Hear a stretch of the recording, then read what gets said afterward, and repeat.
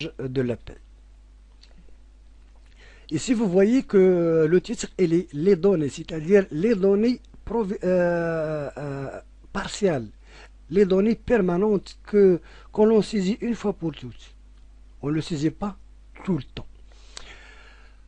Configuration, consultation historique. On peut par exemple consulter l'historique de chaque personne. Si par exemple je fais le 30-12-2007 par exemple, j'essaye de voir 2007. Ici il n'y a pas de 2007 parce que le Wilaya a eu le 2006 je crois. Si je mets le 31-0 le 30-06 2008, j'essaie si je vois, oui voilà, il y a aussi, il va vous donner l'historique de cette personne à 36 2008 et ainsi de suite. Ça c'est pour les titulaires. On peut voir aussi le clôture mensuel. Chaque fois qu'on termine le mois, on fait le clôture mensuel. Et c'est ce clôture mensuel qui va nous permettre de sauvegarder chaque mois de salaire de chaque personne. Et par contre, au moment de l'établissement du rappel, on revient aux historiques pour déterminer les situations et les dates des faits. La masse salariale, on peut faire les masses salariales. Il y a aussi la réindexation dans le cas des problèmes. On fait une réindexation de la base de données. Ici, on a le cas d'allocation familiale, c'est-à-dire les femmes divorcées et qui prend le montant des allocations familiales. Ici, le saisie probandi. Saisie de titulaire, saisie temporaire, saisie saisonnier, saisie des élus, c'est-à-dire les élus de la commune ou de wilaya ou de la préfecture. La défalcation, on peut défalquer 10 jours à chaque personne. La suspension, on peut suspendre une personne pendant un certain temps et puis on va le faire réintégrer. CCP, c'est la compte de cessation de paiement qui se fait automatiquement. La radiation, c'est-à-dire quelqu'un qui était radié de la commune. Saisie des bordereaux, on va voir les saisies des bordereaux. Bordereaux d'émission titulaire, bordereaux d'émission titulaire, bordereaux d'émission SR par patronal, bordereaux d'émission temporaire, c'est la même chose, émission temporaire, bordereaux d'émission RCR. Bordereaux, il y a aussi bordereaux d'émission TPS, titulaire et temporaire, bordereaux d'émission CNOP, titulaire et temporaire, divers bordereaux d'émission.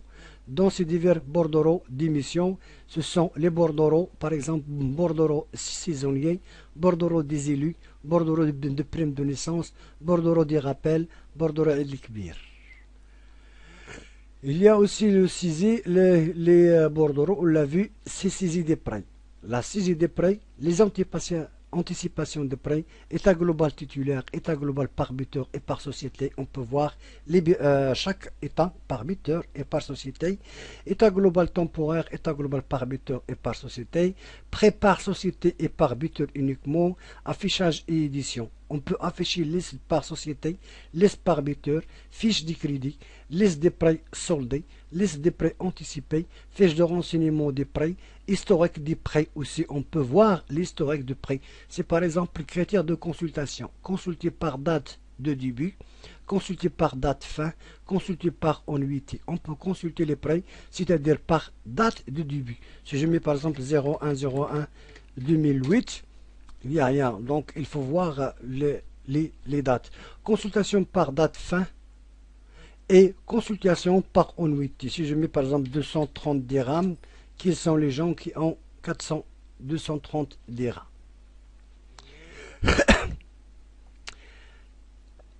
On a aussi gestion des enfants. Gestion des enfants, on voit liste des enfants. Liste des enfants de 16 ans sans certificat. Liste des enfants de 21 ans devront être exclus. Liste détaillée des enfants de 16 ans. Liste détaillée des enfants de 21 ans. Liste des enfants malades. Liste détaillée. Liste des enfants exclus. Réincorporation des enfants exclus. Remise à zéro des certificats de scolarité. Suppression des enfants de 21 ans. Cette gestion, il était avant. Maintenant, c'est l'âge de 21 et de 25 ans. Mais cet âge, avant, il y avait 16 ans. Une fois l'enfant atteint l'âge de 16 ans, son père doit fournir un certificat de scolarité. Et à l'époque, c'était l'âge de 21 ans qu'on devrait exclure les enfants. Maintenant, c'est tout à fait différent.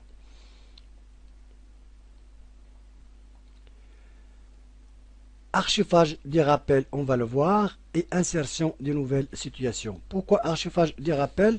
Quand on fait des rappels, par exemple, avancement ou changement de grade, ou titularisation, ou reclassement, donc on doit archiver la CMR et la RCR pour qu'on puisse établir à la fin de compte l'état global ou le bordereau de CMR et l'état de RCR, malgré que la RCR, on voit à chaque commune et à chaque préfecture une liste de ses adhérents.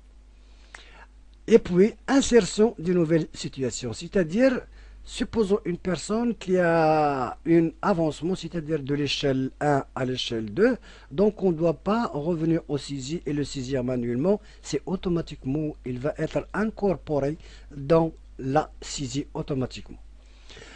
Donc on va commencer par la saisie des titulaires. La saisie des titulaires, on voit ici, on lui donne un matricule et en même temps, on doit un numéro de receveur.